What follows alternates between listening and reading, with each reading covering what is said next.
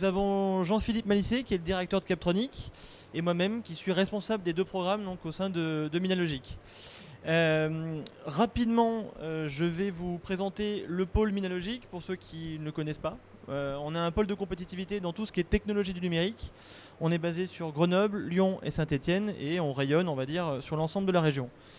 Les thématiques du pôle sont tout ce qui est électronique, la photonique, le logiciel et tout ce qui est contenu et usage. On a fusionné avec un autre pôle qui était basé à Lyon l'année dernière et on récupère cette partie contenu et usage. On est un peu plus d'une vingtaine de personnes réparties sur les 3 sites en région. Voilà. On va aider les entreprises en fait sur 3 typologies, à la fois sur le réseau, donc tout ce qui est mise en relation entre partenaires, notamment quand une entreprise cherche un prestataire en électronique ou en logiciel, des mises en relation entre les labos, on le verra un petit peu plus tard avec EasyTech.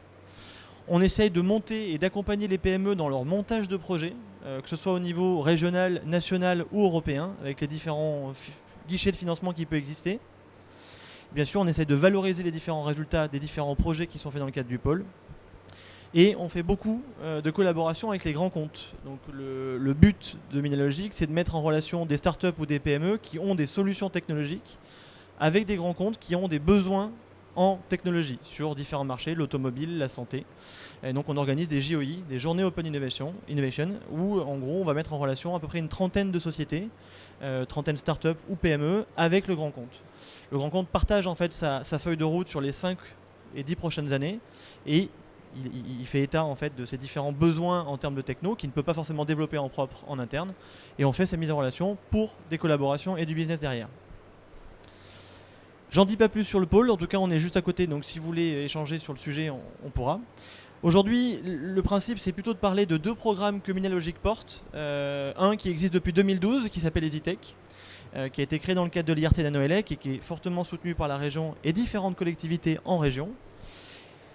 Le but du programme en fait est d'aider les PME dans le développement de produits, de services ou de procédés qui intègrent des briques technologiques du numérique. Donc que ce soit de l'électronique, du logiciel avec de l'IA par exemple, de la photonique et maintenant le contenu usage, qui proviennent de laboratoires ou d'écoles d'ingénieurs.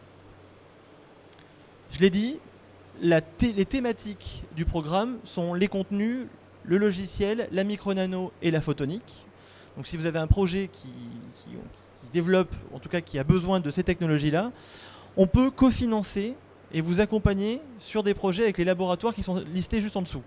Alors, ce n'est pas une liste exhaustive, il y en a d'autres avec qui on peut collaborer. Là, je vous ai mis ceux avec qui on a déjà cofinancé et accompagné des projets. Voilà. Donc, que ce soit l'INSA, que ce soit Piseo sur Saint-Étienne sur la partie un peu lumière photonique, l'Institut d'optique, laboratoire Ubercurien sur Saint-Étienne, les mines également, l'ENS, le CEA, beaucoup le CEA, puisque c'est un programme qui a été créé en 2012 avec le CEA et Grenoble INP et qu'on a élargi à partir de 2017 à l'ensemble des labos. Ce qu'on demande donc, c'est des développements dans ces thématiques-là, une collaboration avec un laboratoire ou une école d'ingénieurs, un minimum de fonds propres pour l'entreprise, donc 1 euro de financement, 1 euro de fonds propres, et pas de double financement sur l'assiette qui est présentée. Voilà. Ça ne veut pas dire que le projet ne peut pas avoir d'autres financements, mais ça veut dire que sur le devis qui est présenté du laboratoire ou de l'école, il ne faut pas qu'il y ait d'autres financements.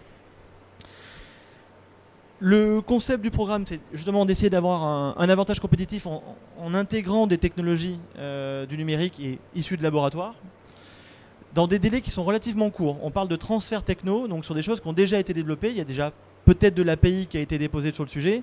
C'est des choses qui sont à peu près matures, qui sont dans les TRL, qui sont un peu plus hautes, donc 5, 6, 7 peut-être. Bénéficier donc d'une expertise. On a un ensemble de pools d'experts qui peuvent accompagner les PME pour qualifier le projet, travailler un peu le business model parfois. On a des bureaux d'études aussi qui sont experts dans le cadre du programme et qui permettent d'essayer de fluidifier le passage de la partie R&D à la partie industrielle, industrialisation, et on en parlera tout à l'heure avec Jean-Philippe. Et on peut financer entre 40 et 50% du projet. Alors on a 3 types d'offres qui sont des séances de créativité ou du brainstorming dans le cadre des rendez-vous conseils. Captronic en fait partie également dans ces rendez-vous conseils. Le but Ça dure 1 heure, vous présentez votre projet, vous avez en face de vous entre 10 et 15 personnes, des laboratoires, des bureaux d'études qui sont partenaires dans le cadre du programme, Captronic, Minalogic. On va vous challenger un petit peu sur le business model, sur le marché, savoir quelle piste technique vous avez envisagée, quelle piste technique peut être envisagée, qui pourrait fonctionner dans le cadre que vous voulez que ça fonctionne. Et c'est complètement gratuit, ça dure 1 heure, on en fait à peu près 2 à 3 par mois, tous les mercredis matins. On a des séances de créativité, j'en parlerai très peu, mais en gros on est capable de financer soit le CEA, soit d'autres laboratoires pour essayer de mettre des technologues autour de la table et brainstormer un peu par rapport aux produits de la PME et voir quelle brique pourrait apporter une plus-value.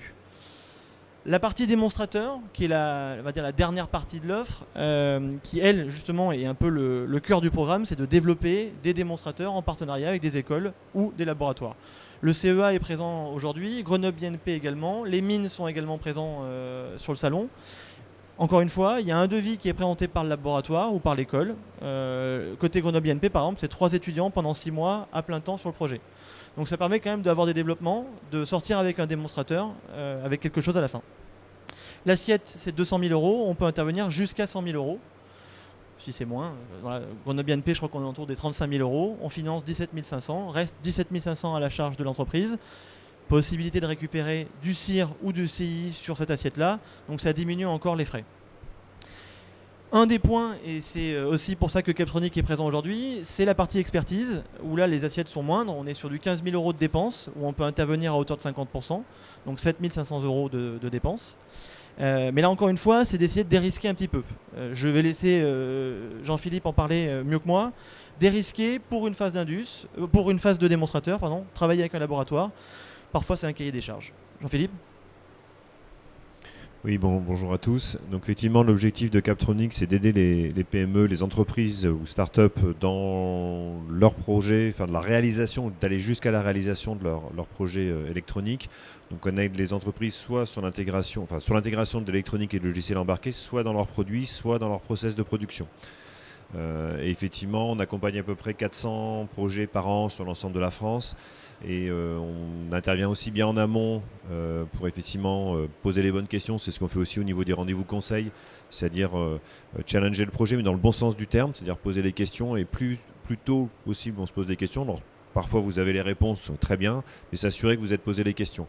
Donc à la fois sur les cas d'usage, les niveaux de coûts, les niveaux de prix que vous recherchez, le contexte normatif, etc., pour qu'on n'oublie rien dans le cadre du projet. S'il y a des choses qui sont oubliées, on les retravaille, on vous aide à les retravailler. Et ensuite, effectivement, on va aller rechercher, on va traiter les points durs techniques pour sécuriser le projet. Et ensuite, regarder, pour traiter ces points durs, justement, on peut faire de l'expertise EasyTech. Ça peut aussi conduire sur des démonstrateurs avec des laboratoires. Chaque projet est différent. Et par rapport à tous les projets, on va essayer de vous travailler avec vous sa réalisation et s'assurer qu'on n'a pas de dérapage, qu'on n'a rien oublié et qu'on sait à peu près où on met les pieds. Puis quand vous appuyez sur le bouton ensuite pour vraiment démarrer le projet, on est dans un cadre qui est sécurisé. Ça, c'est important. Aussi bien en coût qu'en délai. Et on voit souvent des projets où les choses ne sont pas toujours très claires. Et c'est vrai que c'est important, on reviendra dessus, mais de bien travailler tous ces points-là. On a l'impression parfois de perdre du temps en début de projet, mais souvent on en gagne beaucoup. Voilà, donc quand on part du bon pied, c'est quand même beaucoup plus facile. Voilà, donc des séances de créativité, alors, en amont du projet, parfois c'est en antécréation, donc il n'y a pas de difficulté aussi à venir en antécréation. La partie expertise et la partie démonstrateur, il faudra être créé pour pouvoir bénéficier du financement. Mais en gros, essayer de sécuriser un maximum avant de lancer un projet, soit avec une école d'ingénieurs, soit avec un laboratoire. On a un compte chez Minalogic, on abonde le compte avec les financements des collectivités locales et c'est nous qui finançons le laboratoire. Donc il n'y a pas de financement pour l'entreprise, ça diminue la facture de la collaboration. Voilà, ça c'était sur EasyTech et donc c'est depuis 2012, on essaye d'accompagner à peu près de l'idée jusqu'à un démonstrateur, à un prototype. Le but étant de pouvoir ensuite peut-être lever des fonds pour une start-up, une fois qu'on a un démonstrateur qui fonctionne et qui est fonctionnel. On a quand même depuis 2012 vu quelques difficultés dans la phase d'après. Donc je ne vous l'apprendrai pas, mais sur la partie industrialisation, des projets qui peuvent mettre 4-5 ans à sortir sur le marché parce qu'ils se font casser les dents 2 fois, 3 fois sur la phase d'indus. Donc Captronic accompagnait aussi les entreprises. On a monté en partenariat aussi avec Captronic un nouveau dispositif qui est soutenu par la région qui s'appelle Easy Indus et qui a pour vocation à la fois d'apporter du conseil, un accompagnement et aussi un petit peu de financement pour essayer de dérisquer un petit peu cette partie d'Indus. Pourquoi ? Alors, pour des PME traditionnelles, c'est d'abord un accompagnement, de savoir où ils vont et de se faire accompagner pour arriver à un produit fini. Pour des startups, ça a un autre impact, c'est que souvent la phase d'Indus est sous-estimée. Alors, ça pourrait ne pas avoir d'impact, mais sur les levées de fonds, ça peut avoir un rôle très important. Quand on estime une Indus à 100 000 euros et que finalement elle va coûter 300 000 euros, on a perdu toute crédibilité vis-à-vis de ses investisseurs. Et pour aller rechercher des fonds pour terminer le projet, ça peut être très compliqué. Donc on a essayé de créer un label et on travaille aussi un petit peu avec les investisseurs au niveau du pôle pour faire reconnaître ce label en disant voilà, on a estimé la phase d'Indus à un montant de peut-être de 300 000 euros. Il est à peu près certifié par 2 bureaux d'études, Captronic, Minalogic, donc normalement il a quand même une certaine valeur. Je ne dis pas qu'à la marge il ne peut pas augmenter un petit peu s'il y a des difficultés qui apparaissent en cours de projet, mais essayer de donner une valeur à ce label pour pouvoir lever des fonds plus facilement après la phase de R&D. On interviendra sur l'ensemble des thématiques du pôle, là où Captronic est sur la partie on va dire électronique et embarquée. On pourra intervenir à la fois sur la partie photonique et la partie logicielle, qui est souvent aussi sous-estimée dans le cadre des développements de produits. Le concept est à peu près le même que dans EasyTech. On a voulu faire à peu près 3 offres ou 3 phases. Il y aura une phase de rendez-vous conseil. Donc le but aussi c'est de pouvoir voir où vous en êtes et voir où en sont les sociétés dans leur phase d'Indus. On a un montant d'expertise qui est un peu plus élevé que dans celui des expertises d'EasyTech parce qu'il y a des développements supplémentaires et là on va se confronter à des bureaux d'études. Donc là on va pouvoir cofinancer des études, des pré-études pour l'industrialisation avec des bureaux d'études. Donc sur une assiette de 30 000 euros, on pourra intervenir à hauteur de 15 000 euros. Et on mettra un référent, justement, un bureau d'études qui sera partenaire dans le cadre du programme pour suivre les développements entre le bureau d'études et la PME. Alors ça fait un troisième luron, certains nous diront ça fait peut-être beaucoup de monde sur le projet, mais ça nous permet quand même de garder un œil, d'avoir un avis extérieur. Et c'est là où Captronic aussi va jouer son rôle, puisqu'ils seront partenaires et ils seront référents dans de nombreux projets qu'on aura l'occasion de suivre. Justement sur ce point-là, encore une fois, peut-être qu'on pourrait, je vais te poser quelques questions, mais quelles sont les demandes types que vous avez eues et que vous avez encore, j'imagine, côté Captronic ? Peut-être nous donner 3-4 pain points qui sont dans le dur et qui posent parfois des soucis aux entreprises. Et finalement, quels seraient un peu les différents conseils que tu pourrais donner de ta vision au niveau de Captronic sur la partie électronique principalement ? Oui, merci Damien. Je pris mon petit papier pour rien oublier. On voit, alors il y a des entreprises qu'on accompagne en amont, donc on voit assez tôt. Donc effectivement, alors il peut toujours y avoir des soucis, mais on essaye et souvent c'est notre objectif, on en a beaucoup moins. Alors ce qui est important, c'est que Captronic, on intervient en neutralité par rapport à l'offre, parce qu'on n'est pas, nous on ne fabrique pas. Donc on est vraiment dans une logique, si on fait l'analogie avec le bâtiment, d'assistance à maîtrise d'ouvrage, c'est-à-dire que c'est on travaille pour la PME, on va travailler aussi avec les bureaux d'études, mais on va faire en sorte que ça se passe le mieux possible. Donc les points généralement assez durs, quand ça ne se passe pas bien, c'est souvent tout gris, c'est-à-dire qu'il n'y en a pas un qui est bon, pas un qui est mauvais, c'est que souvent on a des spécifications qui sont absolument pas claires, c'est pas carré, ça bouge dans tous les sens, et qu'un bureau d'études, à un moment, il faut que les choses soient stabilisées. Donc stabilisées sur un plan de spécification et qu'on ait levé les points durs techniques, puisque si on n'a pas levé, c'est-à-dire qu'on tombe sur des choses qui ne vont pas fonctionner, si on n'a pas vu non plus son contexte normatif, si on n'a pas tout calé, le bureau d'études va passer du temps, on va faire des allers-retours et à un moment ça va coincer. C'est-à-dire qu'il aura passé trop de temps par rapport à la proposition qu'il vous a faite et on va pas, et ça va s'enfermer, on va s'enfermer dans quelque chose qui ne va pas fonctionner. Et si on n'a pas levé les points durs, on va se rendre compte au moment du proto, donc on est sur un dispositif physique, donc toutes les retouches coûtent cher. Donc si on n'a pas calé, si on n'a pas levé, on n'a pas regardé si ça fonctionnait. Donc ça aussi l'objectif des phases de... Alors s'entendre aussi sur tout ce qui est POC. Qu'est-ce que c'est un POC? Qu'est-ce qu'on en attend? Est-ce que c'est un démonstrateur? Est-ce que c'est une maquette de faisabilité pour valider les points techniques? Est-ce que c'est un démonstrateur fonctionnel pour aller chercher de l'argent? Est-ce que c'est un prototype industriel? C'est pas du tout la même chose. Vous n'allez pas du tout faire les mêmes investissements. Il faut être assez clair aussi sur ce que vous attendez et ensuite être conscient qu'il y a une partie que vous allez pouvoir réutiliser ou pas. Donc c'est tout cet investissement, aussi sécuriser les investissements que vous allez faire pour faire en sorte que ça soit le plus optimum possible. Donc ça c'est important. Ce qu'on voit beaucoup effectivement souvent, c'est les contextes d'usage qui ne sont pas clairs. La valeur aussi du produit aussi, c'est-à-dire vraiment vous posez les questions en amont, quelle valeur vous voulez apporter, quelle valeur votre client est prêt à payer, et dimensionner les fonctionnalités du produit en fonction de cette valeur-là. Ça paraît évident de le dire, mais souvent on part en une société d'ingénieurs, on aime bien se faire plaisir, on part sur des hardware en se disant je vais mettre toutes ces informations-là, enfin toutes ces fonctionnalités-là, mais elles n'ont pas forcément de la valeur, vous n'allez pas arriver à les vendre. Donc souvent on essaye effectivement de redimensionner les produits pour bien les ajuster en termes de coûts, en termes de fonctionnalités à ce que vous pourrez vendre. Tout ce qui est contexte d'usage, c'est important, à la fois physique, un produit qui fonctionne sur un coin de table très bien dans un labo, après dans un environnement, le classique c'est la radiofréquence, quand c'est enterré, quand c'est sous, etc. On a souvent pas mal de surprises et le 5% qui ne fonctionne pas, ça peut être très très douloureux. Ça peut faire complètement tomber un produit. Contexte réglementaire, on a vu des choses où des produits n'étaient absolument pas, n'étaient pas viables sur un plan réglementaire, donc il faut tout reprendre. Donc bien sûr le marquage CE et la CEM qui est quelque chose d'important, mais il y a d'autres choses suivant le secteur dans lequel vous allez. Tout ce qui est sûreté de fonctionnement, fiabilité, etc., il faut tout prendre en compte et plus on le prend tôt, moins ça coûte cher. Bien sûr, le niveau de cybersécurité, à partir du moment où vous connectez un produit, des petites choses qui paraissent un peu, périphériques. Comment vous mettez un jour un firmware ? Paraît basique, mais si vous ne l'avez pas obligé, comment je mets un jour mon produit quand il est chez le client, voilà. Comment je gère la cybersécurité ? Voilà, il y a beaucoup de questions. Il y a des points techniques, les choses habituelles, c'est bien sûr tout ce qui est consommation, quand on a un produit qui est autonome, sur pile, etc. Les antennes, qui est un vrai sujet. Le logiciel embarqué, c'est-à-dire que le logiciel, vous pouvez réinventer l'eau chaude en tout développant ou vous pouvez vous appuyer sur des briques existantes.